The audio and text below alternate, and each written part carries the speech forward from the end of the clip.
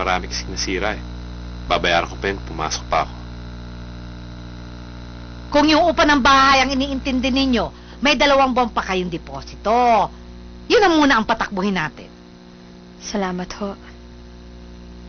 Ang iniintindi ko yung tuition fee ni Ariel eh. At saka ng mga kapatid niya. Hayaan mo, maghahanap ako ng panibagong trabaho. Paano? Pumapasok ka sa araw, Ariel. Malapit ka nang graduate. Ako na lang maghahanap ng trabaho. Kathy! Naku, Ariel! Itigil mo na nga yung pride mo! Pasalamat ka't nagkusay ang asawa mo! Pero, pag nag-graduate ka na at magtrabaho pa ang asawa mo, aba, ako nang magagalit sa'yo!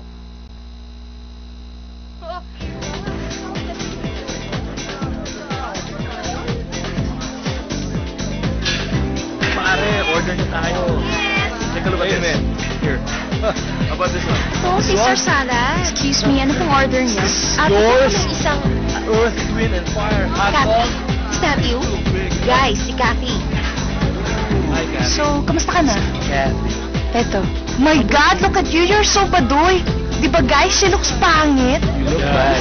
Ikaw naman kasi, sinabi na namin sa'yo noon pa, forget about that guy. Now look at you. Napag-iwanan ka na namin.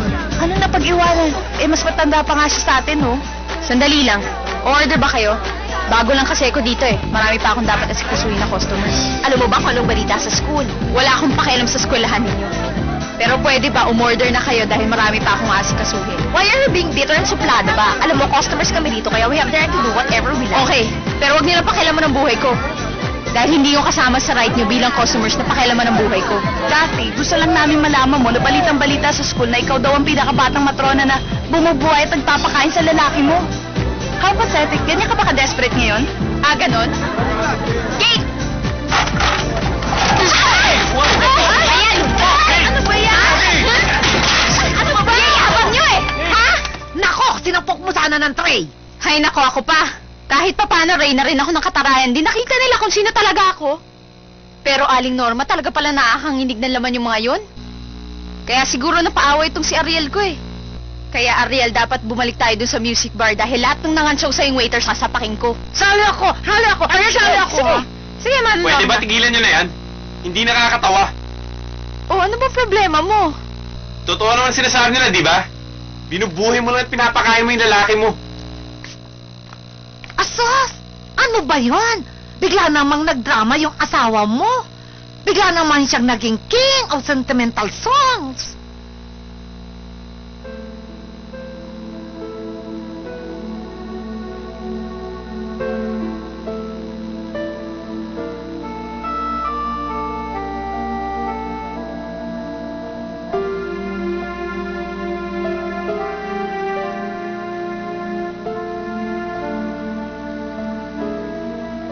Pakiramdam ko, parang wala akong kwentang tao. Lahat na yata ng kamalasan binigay ko sa'yo. Huwag kang magsalita ng ganyan.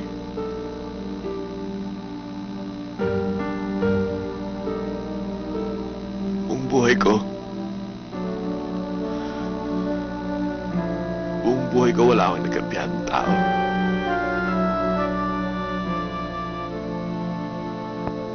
Nagtrabaho ako. Pinuhay at pinag-aaral ko ang sarili ko. Ngayon pa. Ngayon ba't tumanda ako? Saan pa ako sasandal sa'yo? Hindi ka sumasandal sa akin. Tandaan mo ako nag-offer tumulong sa'yo. Hindi ako sanay, Kathy. Masasanay ka rin. Dahil mahal kita.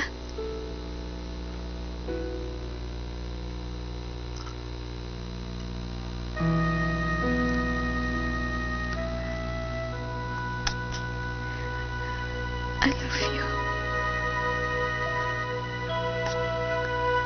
I love you. I love you. I love you.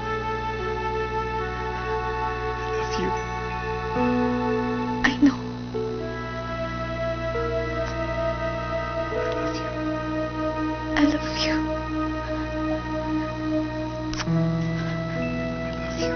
I love you. I love you. I love you. Ate! Hi, Kathy. Hello? Ate, kumusta ka na? Eto, mabuti.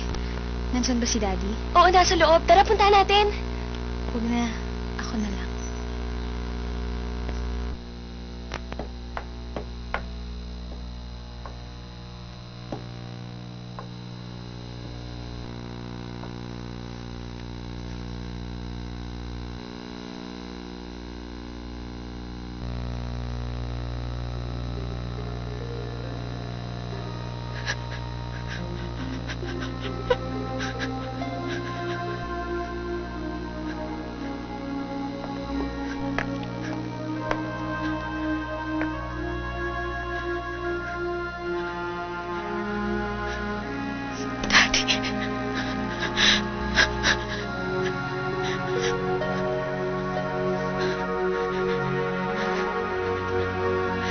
You have come home to Daddy, Kathy. No, Dad. Nandito ako para manghiram ng pera. Sana ho tulungan niyo ako. Gusto kitang tulungan. Pero hindi dapat.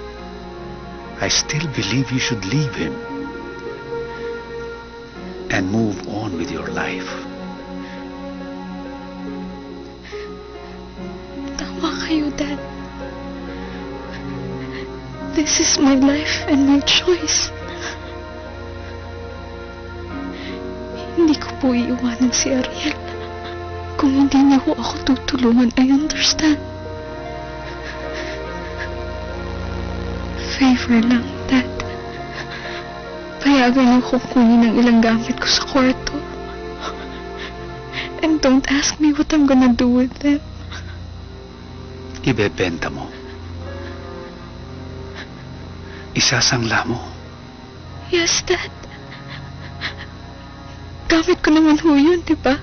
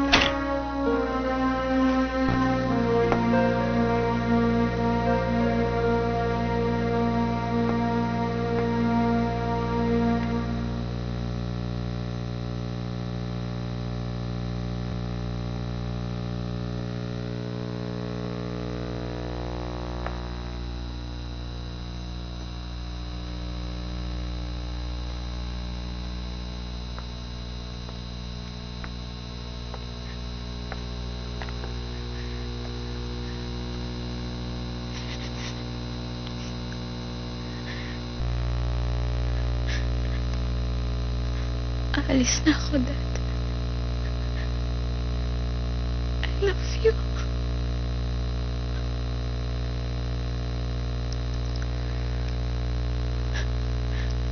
I love you too.